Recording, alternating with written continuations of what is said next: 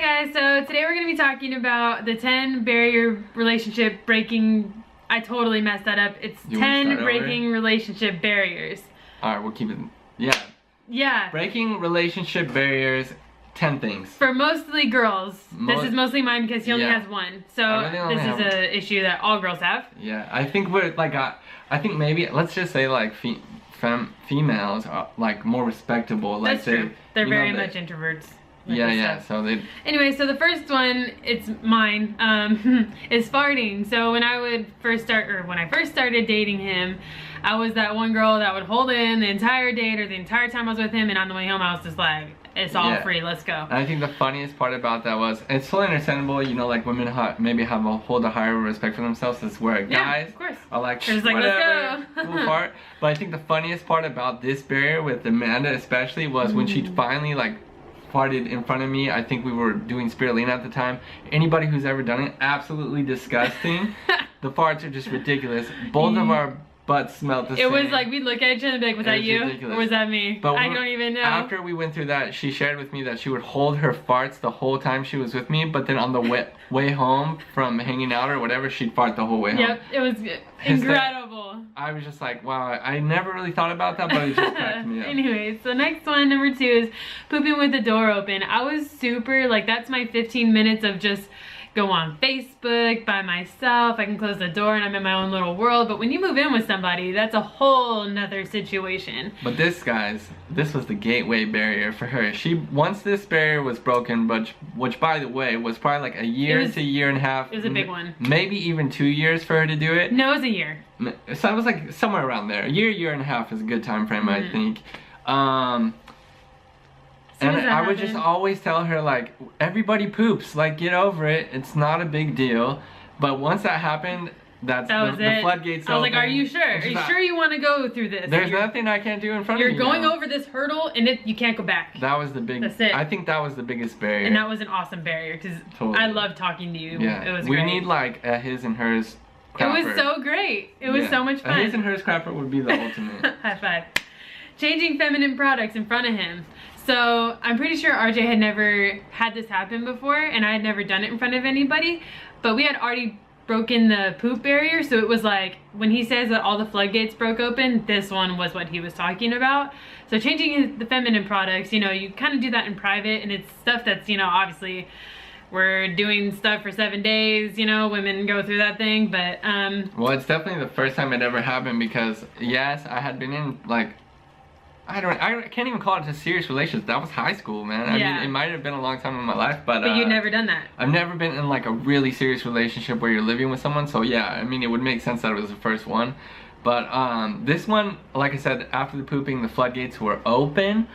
But after, like, this one kind of like, it caught me by surprise. I wasn't expecting it. He like looked over and it was like, what? She was just popping in a tampon, and I was like, all right, score. Good on you, check. We'll just check that one off the list.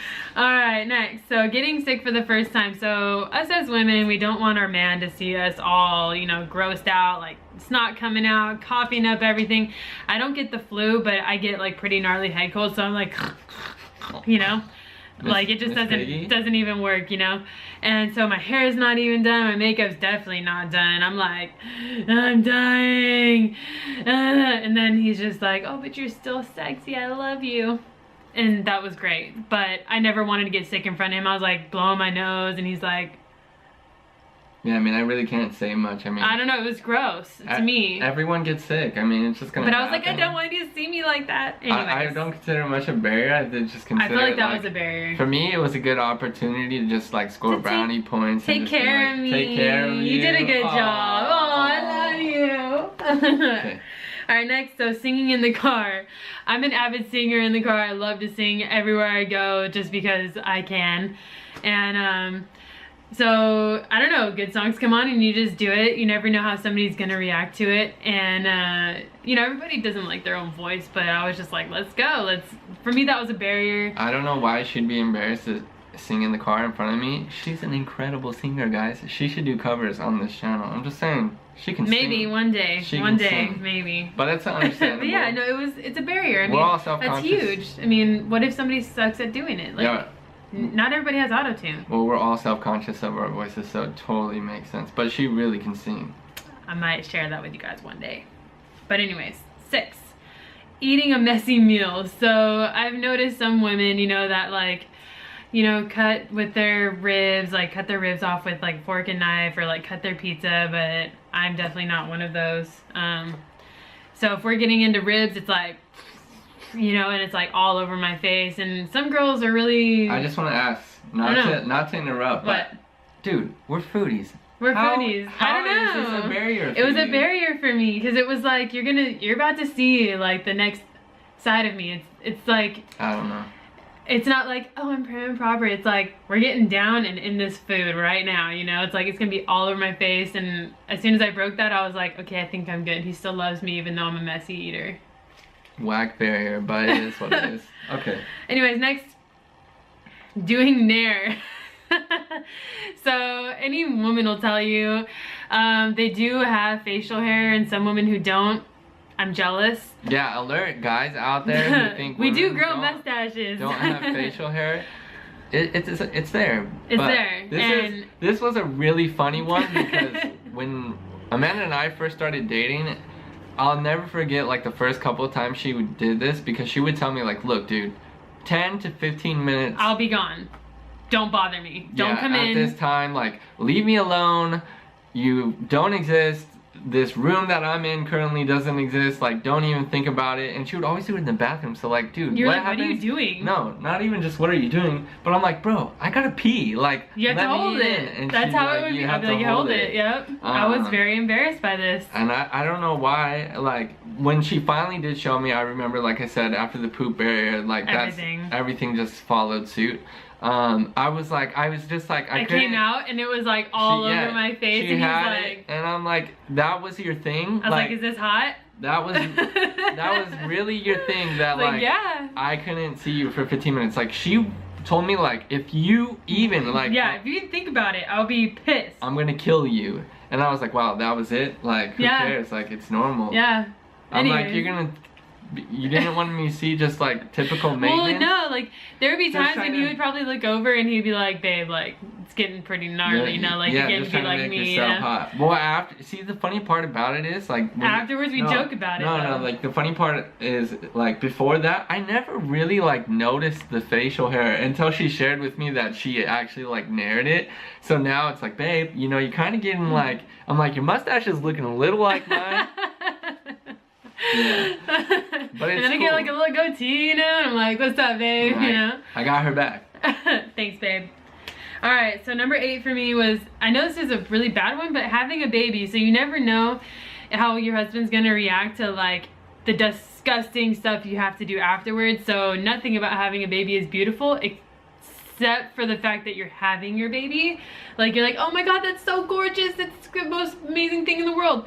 And then this aftermath follows suit. So the whole pushing out this blood stuff and having your first pee and your first poop and doing all, I know. And then him showering me and all that business. Yeah, it was nervous wracking for me, because I was like, that's true love. I love you and you totally did awesome. High five. We don't have to high Next, five. I know. This is yours. No. Peeing. No, hold on.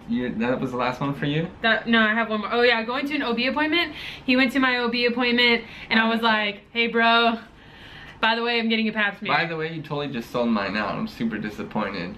But yeah, the OB appointment, I don't think like, I don't know. Men don't really go and see a pap smear, so I don't know. It's like, I was like, by the way, this is what to expect. And then he was like, awesome. I'll never, for me, maybe I'm different from most guys, but I'm never caught off guard by most of that stuff. Like, I don't know. I think as a man, like, just for a tip, like, guys, suck it up. Don't be lame and go and support your wife no matter how disgusting or whatever. Like, he was like, how does that feel, as a man, you know? that is your job. Yeah. You're supposed to go and support your wife. So those things never caught me off guard. It was awesome. And it was then, so cool. Number 10, this is for me, this is from my perspective, and I'm sure no other guys, I don't want to say no other guy feels this way, but the first time I ever peed in front of Amanda, it's so funny, obviously because it's talking about pooping, it's not a big deal, blah, blah, blah. You would say peeing, it's not a big deal. But for me, like, something about that is for me, it's embarrassing. I don't like it. And it doesn't matter, it doesn't even have to be her. I'll never forget, like, the Coliseum where USC plays. they have troughs in the men's restrooms, and there's no dividers to like block, so you have a bunch of dudes peeing in a trough, and like it's like everybody's trying to size up each other's junk, and I'm just not comfortable with that. I don't like it. And that just translated into the same thing with her. And it took like, it was funny, kind of the way she described it to me, remembering like the first time, she's like, it's like Austin Powers. It's like where he's peeing at the toilet. Like, yeah, go and stop. Takes forever. Yep. It took forever for me to start peeing, and then I would stop and start, and yeah, it just. It was hilarious, but it was like after he did it, he was like, okay, I'm good. Embarrassing. It took a while, but now totally fine. So yeah. Anyways, that's our 10 barriers, and if you have any, we would love to hear them. And I'm sure a lot of you guys can relate. This was a fun one. It was kind of fun to like reminisce over. It kind of like. And it was like, oh, I remember 4 years ago when we were babies. Anyways. But yeah, so we hope you enjoyed this video. Give it a like, comment, and if you have any comments, just let us know how you feel about it. And don't forget to subscribe to our channel, and we're always open for like any suggestions, like challenge suggestions, 10 things. I know like Amanda's really big on this 10 things thing. I love it. So yeah, just give us suggestions and we'll be happy to do it. Of course. So have a good day, guys. Hope you enjoyed this video. Bye. Bye.